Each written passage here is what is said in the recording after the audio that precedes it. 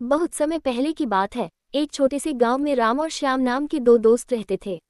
वे दोनों बचपन से ही बहुत अच्छे दोस्त थे और हर समय साथ रहते थे। दोनों एक दूसरे का बहुत ख्याल रखते थे और हमेशा एक दूसरे की मदद के लिए तैयार रहते थे। एक दिन राम और श्याम ने तय किया कि वे जंगल में घूमने जाएंगे। वे दोनों जंगल की सुंदरता का आनंद लेते हुए जंगल के भीतर गहराई में चले गए। अचानक उन्हें एक भालू दिखाई दिया। भालू को देखकर दोनों घबरा गए और भागने लगे, लेकिन भालू बहुत तेजी से उनकी तरफ बढ़ रहा था। राम को याद आया कि उसने सुना था कि भालू मृत व्यक्तियों को नहीं खाते। उसने तुरंत जमीन पर लेटकर सांस रोक ली और खुद को मृत व्यक्ति की तरह दिखाने लगा। श्याम ने जल्दी से एक पेड़ पर चढ़ने की कोशिश की, लेकिन वह सफल नहीं हुआ।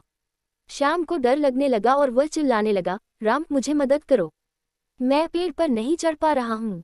राम ने शांत स्वर में कहा, श्याम तुम जल्दी से पेड़ पर चढ़ जाओ, मैं यहाँ खुद को मरा हुआ दिखाने की कोशिश कर रहा हूँ। श्याम ने पूरी ताकत लगाकर आखिरकार पेड़ पर चढ़ने में सफलता पाई। भालू राम के पास आया, उसे सूंघा और फिर उसे छोड़कर चला गया, क्योंकि उसने सोचा कि राम मर चुका है।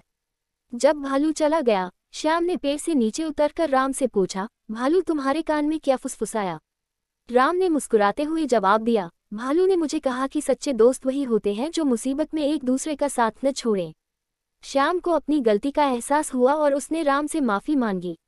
राम ने श्याम को माफ कर दिया और कहा, दोस्ती का मतलब ही यही है कि हम एक दूसरे की गलतियों को माफ करें और हमेशा एक दूसरे का साथ दें।